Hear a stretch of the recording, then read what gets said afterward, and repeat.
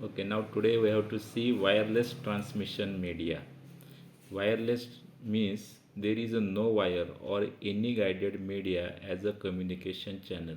तर वायरलेसमध्ये कोणत्याही प्रकारची वायर ही यूज केली जात नाही. तर याच्यामध्ये बघा आपल्याला इथे दिलेलं एक डाटा सिग्नल. हा डाटा सिग्नल ट्रान्समिट करण्यासाठी एक ट्रान्समीटर असतो. ते ट्रान्समीटर करण्यासाठी एक अँटिना असते, तिला आपण ट्रान्समिटिंग अँटिना असे म्हणतो. ह्या ट्रान्समिटिंग अँटिनामधून इलेक्ट्रोमॅग्नेटिक वेव्स हे ट्रान्समिट केले जातात. हे जे वेव्स जे सिग्नल असेल त्या पद्धतीचे वेव्स हे ट्रान्समिट केले जातात. नंतर हे वेव्स रिसीव्ह करण्यासाठी एक अँटिना असते, त्याला आपण रिसिव्हिंग अँटिना म्हणतो. हे रिसिव्हिंग अँटिनाद्वारे हा जो रिसिव्हर इथे दिलेला आहे, हा रिसिव्हर जो सिग्नल आलेला आहे आपल्याला इलेक्ट्रोमॅग्नेटिक फॉर्ममध्ये तो रिसीव्ह करतो. And again this receiver convert this electromagnetic waves into a data signal. या पद्धतीने याचं ट्रान्समिशनचं काम हे होत असतं. तर बघा, wireless communication take place through air or vacuum. एअरमधून होत असतं किंवा व्हॅक्यूममधून. यामध्ये दोन अँटिना असतात, एक ट्रान्समिटिंग अँटिना आणि रिसिव्हिंग अँटिना. ट्रान्समिटिंग अँटिना जो डाटा सिग्नल आहे तो ट्रान्समिट करते in the form of electromagnetic waves या फॉर्ममध्ये ती करत असते, आणि रिसिव्हिंग अँटिना ती रिसीव्ह करत असते.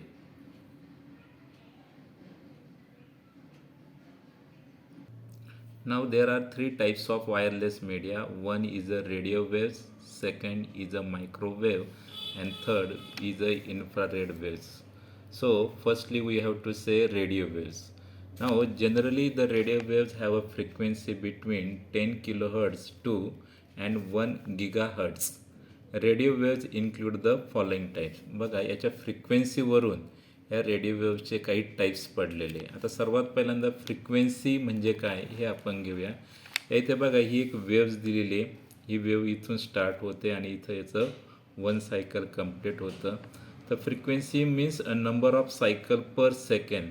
कोणती वेव्ज आहे तिचे एका सेकंदामध्ये किती सायकल होतात त्यावरून त्या वेव्हची फ्रिक्वेन्सी ठरली जाते. आता इथे बघा, एका सेकंदामध्ये ह्या वेव्हचं वन सायकल कंप्लीट झालेलं आहे, म्हणून याची फ्रिक्वेन्सी आपण 1 हर्ट्झ कन्सिडर करू. तर ह्या वेव्हची ही जी लेंथ आहे हिला आपण वेव्हलेंथ म्हणू, आणि ही आपण कशाने इंडिकेट करतो, लॅम्बडाने. परंतु बघा, ह्याच 1 सेकंडमध्ये ही एक सेकंड वेव्ह आहे की जिचं इथे हे वन सायकल, इथे सेकंड, हे थर्ड, आणि जवळजवळ फोर्थ सायकल तिने काय केलेले, कंप्लीट केलेले 1 सेकंडमध्ये. आणि इथून येईपर्यंत ही तिची काय झाली, वेव्हलेंथ.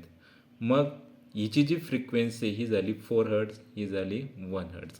मग त्याच्यातून लक्षात आलं असेल की wavelength is smaller than frequency is higher.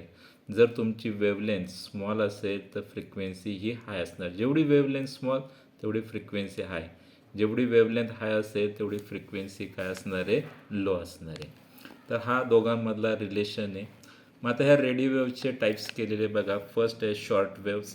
आता शॉर्ट वेव्स म्हणजे काय, and electromagnetic wave have a wavelength approximately 200 metre or less. म्हणजे बघा, अशी वेव्हलेंथ, अशी वेव्ज आहे की जिची वेव्हलेंथ दिलेली आपल्या किती, साधारण 200 मीटर किंवा त्यापेक्षा less. Specially a radio wave in 20 to 200 metre range. आणि ही जी वेव्ज आहे ही साधारण आपण 200 रेंज ह्यापर्यंत यूज करत असतो. आणि ही जी शॉर्ट वेव्ज आहे ही AM radio, that is amplitude modulation radio, यामध्ये यूज करत असतात. सेकंड आहे बघा, very high frequency, VHF. This wave ranging from about 30 megahertz to 300 megahertz. आता तुम्हाला माहिती आहे, we know that 1 megahertz means 10⁻⁶ hertz, means 1 lakh cycle per second असं म्हणूया आपण. तर ह्या रेंज लक्षात ठेवा, 30 megahertz to 300 megahertz. And its wavelength ranging from about 10 to 1 metre. हिची जी वेव्हलेंथ असते ती 1 मीटर टू 10 मीटर, आणि ही 1 सेकंडमध्ये साधारण 30 मेगाहर्ट्ज टू 300 मेगाहर्ट्ज एवढे तिचे सायकल्स होतात. म्हणजे बघा, ही जी फ्रिक्वेन्सी आहे हिची काय आहे, हाय फ्रिक्वेन्सी आहे, म्हणून याला म्हटलेलं आहे very high frequency. In short त्याला म्हटलेलं आहे VHF. नंतर रेडिओ वेव्हचा थर्ड टाईप आहे बघा UHF. UHF means ultra high frequency. This is the short wave radio frequency ranging about. बघा आता इथं 300ला एंड झाली होती, इथून 300ला स्टार्टअप आहे. 300 megahertz to 3000 megahertz ranging about 100 to 10 centimetre. बघा आता इथं वेवलेंथ कमी झालेली आहे, 100 to 10 centimetre. Wavelength less then frequency is high. तर अशा पद्धतीने बघा रेडिओ वेव्हचे 3 टाईप्स केलेले: short wave, VHF very high frequency आणि UHF means ultra high frequency. आता या रेडिओ वेव्हच्या कॅरेक्टरिस्टिक्स बघूया. Radio waves are easy to generate, म्हणजे आपल्याला सहजतेने तयार करता येते. They can travel long distance, ते आपल्याला दूरवर पाठवता येते. They can penetrate building easily so that are widely use for communication both indoor and outdoor. म्हणजे बघा हे काय करतात की यांची वेवलेंथ आहे.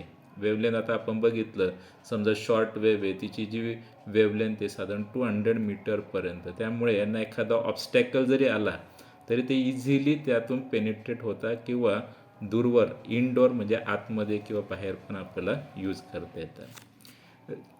Radio waves are omni direction. आता या ओमनी डिरेक्शनचा अर्थ काय? Means they travel in all direction from the source. म्हणजे ते स्ट्रेट लाईननेच नाही मूव्ह होत, तर ते ऑल डिरेक्शनला काय होतात, मूव्ज होतात radio waves. So that the transmitter and receiver do not have to be carefully aligned physically. आणि त्यामुळे ट्रान्समीटर असेल किंवा रिसिव्हर असेल ते एकाच डिरेक्शनमध्ये किंवा एकदम एकमेकाच्या स्ट्रेट लाईनच पाहिजे अशी कोणत्याही प्रकारची अट या रेडिओ वेव्स फ्रिक्वेन्सीमध्ये नसते. ते इझिली ट्रान्समिट होतं आणि रिसिव्हर इझिली रिसीव्ह करतं. फिफ्थ आहे बघा, the property of radio waves are frequency dependent.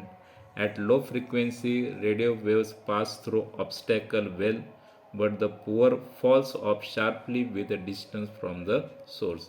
म्हणजे जर लो फ्रिक्वेन्सी असेल, आता तुम्हाला लक्षात घ्या पुन्हा, लो फ्रिक्वेन्सी मीन्स हाय वेवलेंथ, तर ती ऑब्स्टॅकलला सुद्धा काय करते, इझिली पास करते.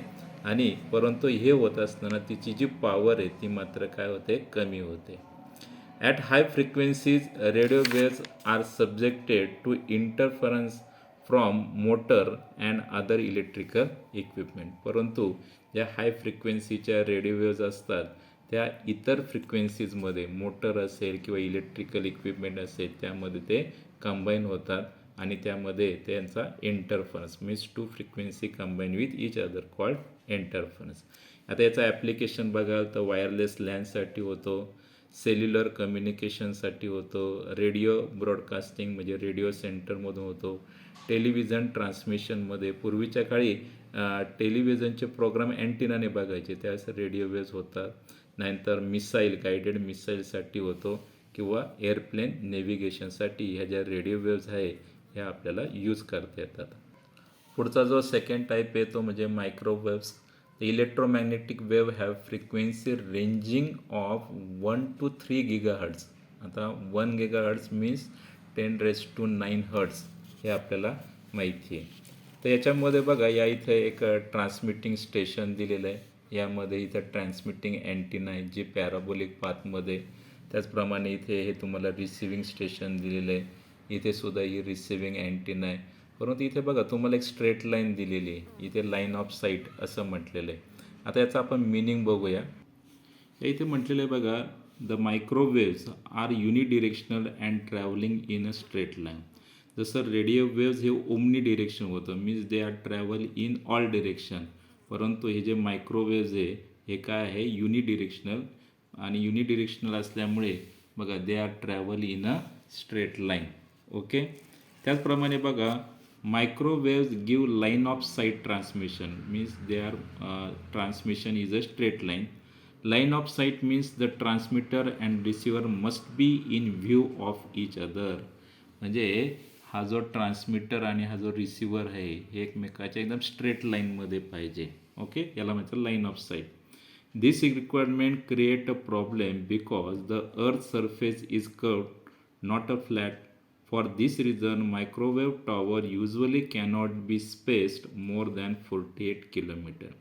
मग आता ह्या मायक्रोवेव्हचा एक प्रॉब्लेम आहे की काय, की ट्रान्समीटर आणि रिसिव्हर हे दोघं एका स्ट्रेट लाईनमध्ये पाहिजे, परंतु आपली अर्थ जी आहे ती कर्व आहे, ती टोटली सगळीकडे फ्लॅटमध्ये नाही, कारण अर्थ ही स्पेअर फॉर्ममध्ये.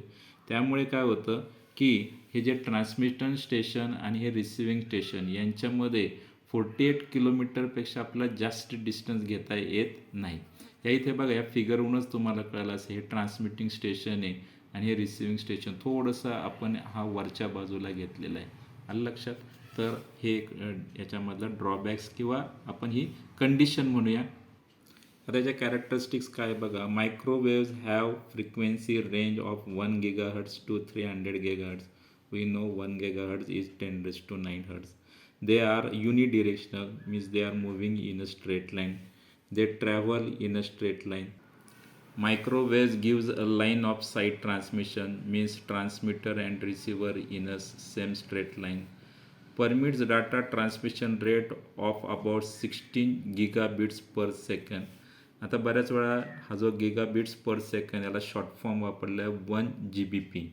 आता 1 GBP याचं मिनिंग आहे 1 billion bytes or bytes per second. 1 billion bits किंवा 1 बिलियन बाईट्स पर सेकंड असं आपल्याला म्हणता येईल.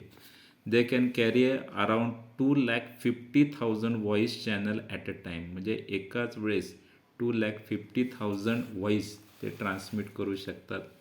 Provides a high bandwidth up to 10 Mbps. यांची जी रेंज आहे, बँडविथ म्हणजे रेंज ऑफ फ्रिक्वेन्सी, ते अप टू 10 Mbps पर्यंत असते. ॲटमॉस्फेरिक कंडिशन म्हणजे temperature, humidity, pressure and certain effects modify the propagation of microwaves. म्हणजे यांचा फारसा त्याच्यावर जास्त इफेक्ट होत नाही.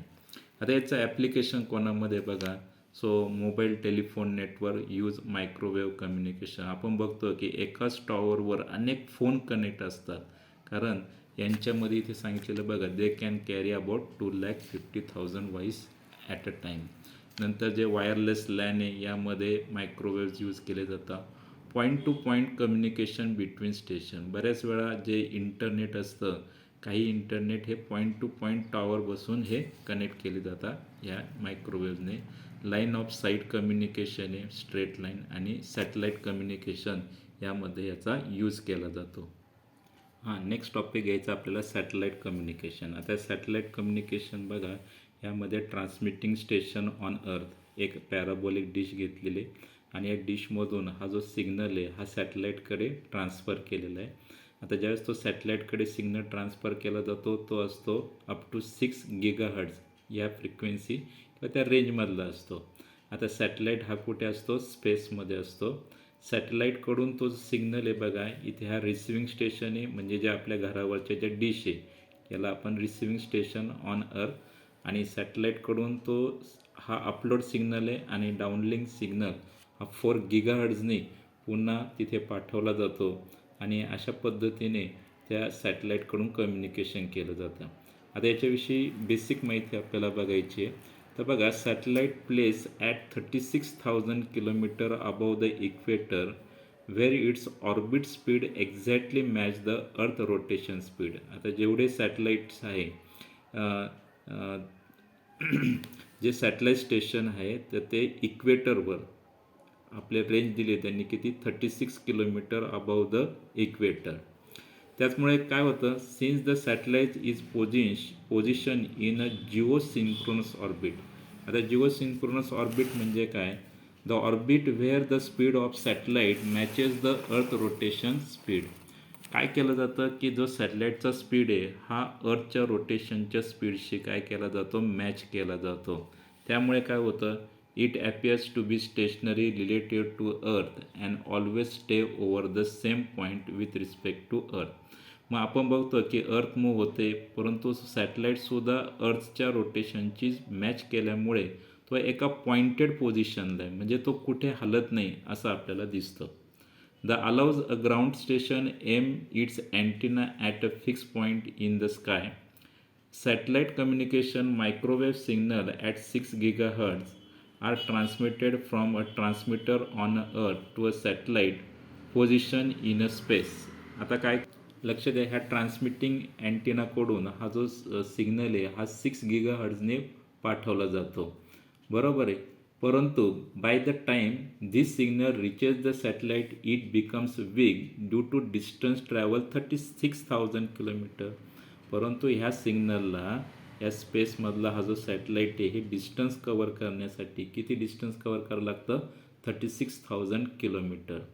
The transporter in a signal are received as a receiving and send them back to earth at a frequency 4 GHz.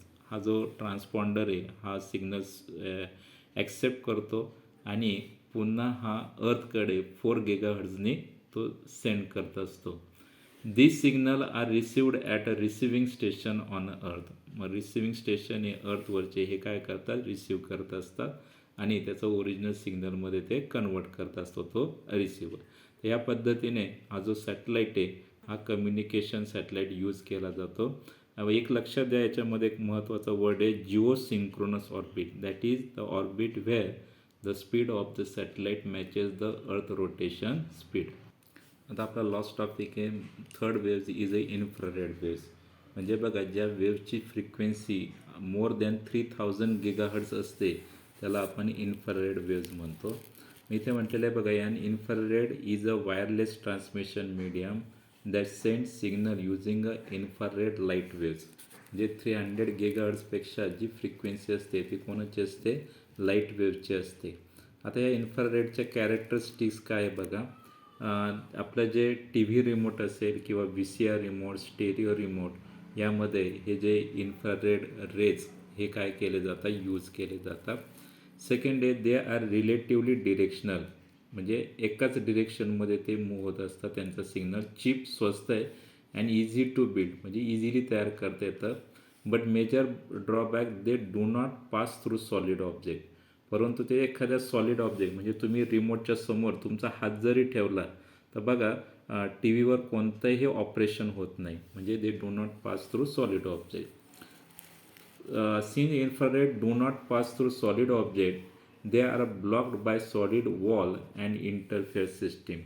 मग एखादा रूममध्ये आपण गेलो तर त्या दुसऱ्या रूममधून आपण ते रिमोट हे यूज करू शकत नाही कारण तिथं सॉलिड वॉल ही त्याला ऑब्स्टॅकल म्हणून ठरत असते. Infrared communication cannot be use outdoor because the sun shine as a bright in the infrared as in the visible spectrum. आता जे इन्फ्रारेड वेव्ज असतात ते व्हिजिबल स्पेक्ट्रम असतात. आपण जर बाहेर गेलो तर सनशाईनमुळे ते हीट ॲब्झॉर्ब करतात आणि निश्चितच तो जो डिव्हाइस आहे तो ब्रेक होण्याची शक्यता असते. आणि याची जी बँडविड्थ आहे ही लो बँडविड्थ असते त्यामुळे हा आपल्याला फारसा दूरवर हा यूज करता येत नाही. याचं जे ॲप्लिकेशन आहे it use remote control appliances example TV VCR VCD DVD player. Indoor wireless जे लॅन आहे त्याचप्रमाणे communication between in house electronic gadgets such as keyboard mouse printer scanner and controlling fan air condition. म्हणजे थोडक्यात रिमोटमध्ये हा जो infrared waves आहे हा use केला जातो. शॉर्ट आपल्याला यांचा डिफरन्स दिलेला आहे बघा. Radio advantage high bandwidth signal pass through wall inexpensive and easy to install. याची वेवलेंथ जास्त असल्यामुळे signal pass through the wall. Disadvantage म्हणणार क्रिएट्स इलेक्ट्रिकल इंटरफरन्स प्रॉब्लेम. म्हणजे तो इलेक्ट्रिक किंवा याच्यामध्ये त्याची जी फ्रिक्वेन्सी ही म्हणजे त्याच्यामध्ये गुंते मॅच होते. मायक्रोवेव्हजमध्ये हाय बँडविथ रिलेटिवली एक्सपेन्सिव्ह. त्यांची बँडविथ जास्त असते इनएक्सपेन्सिव्ह असतात. आणि यांचा disadvantage must have unobstructed line of sight subscriber to environment interference. परंतु याचा एक प्रॉब्लेम आहे की तुमचा जो रिसिव्हर आणि ट्रान्समिटर हे जे अँटिना त्या एकाच लाईनमध्ये पाहिजे. म्हणून बघा आपल्या घरातली डिश थोडी जरी सरकली तरी आपलं जे सिग्नल आहे तो ब्रेक होतो. आणि इन्फ्रारेडमध्ये use to medium low medium use only for a short distance. याचा जो मीडियम बँडविड्थ आहे लो आणि याचा disadvantage must have unobstructed line of site.